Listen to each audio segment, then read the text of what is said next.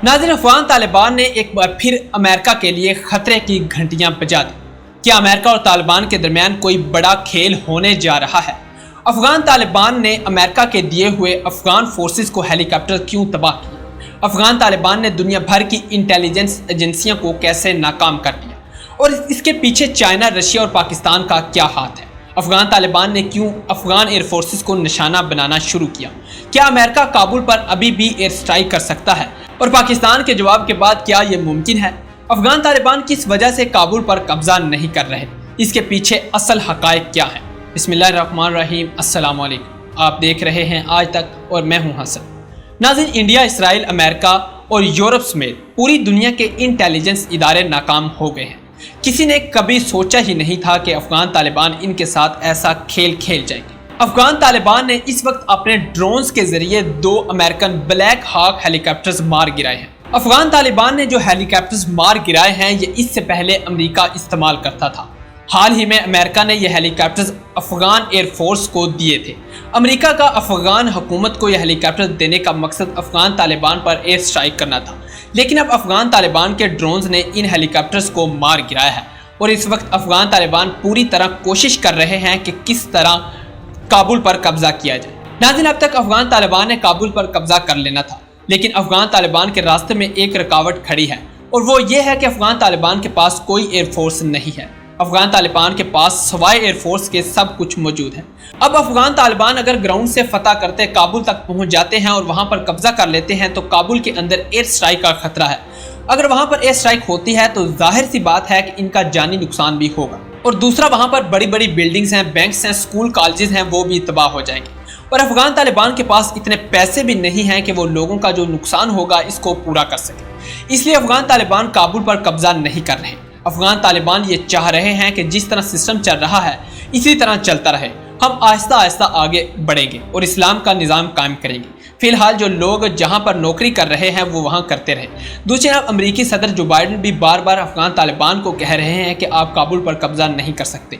अफगान तालिबान को इस बात का अच्छी तरह इदराक है कि बाइडेन इनको उकसा रहा है। ये चाहते हैं कि हम काबुल पर आएँ और ये हम पर प्रेशर से एयर स्ट्राइक कर दें। नाज़रीन, अफगान तालिबान ने अब एक और प्लान तैयार किया है और इस प्लान पर अमल भी कर रहे हैं। अफगान तालिबान ने अब अफगान एयरफोर्स के जो पायलट हैं इनको अपने साथ शामिल कर रहे हैं और जो शामिल नहीं होते इनको चुन चुन कर मार रहे हैं। अब तक अफगान तालिबान ने तकरीबन 8 से 10 अफगान एयरफोर्स के पायलट मार दिए हैं। अफगान तालिबान ये चाहता है या तो ये हमारे साथ शामिल हो जाएं या फिर इनको मार दिया जाए।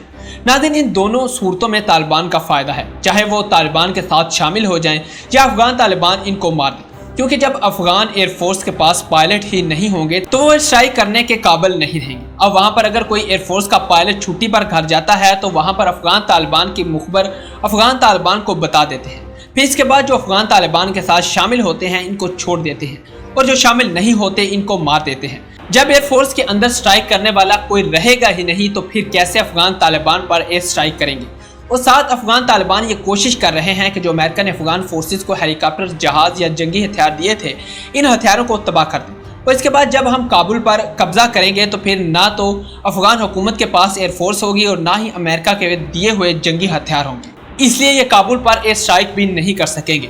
दूसरी जानब पाकिस्तान ने भी अफगान तालिबान को पैगाम दे दिया है कि हम किसी सूरत भी अमेरिका को एयर बेसिस फराहम नहीं करेंगे। इसके बाद जो हमने मुशर्रफ दौर में अमेरिका के साथ मुआहदे किए थे वो भी हम ख़त्म करने जा रहे हैं। पाकिस्तान के इस इकदाम से अमेरिका के अफगान तालिबान पर एयर स्ट्राइक करने के रास्ते बंद हो जाएंगे, यानी अमेरिका पाकिस्तान से अफगानिस्तान के अंदर एयर स्ट्राइक नहीं कर सकता। पाकिस्तान के जवाब के बाद ये मुमकिन नहीं है। सेंट्रल एशिया के अंदर रूस का असर और रसूख चलता है, इसलिए सेंट्रल एशिया ने अभी अमेरिका को एयरबेस देने से इनकार किया है। ईरान के साथ वैसे ही अमेरिका की लड़ाई चल रही है, वहाँ से सवाल ही पैदा नहीं होता कि वो अमेरिका को एयर बेसिस देंगे।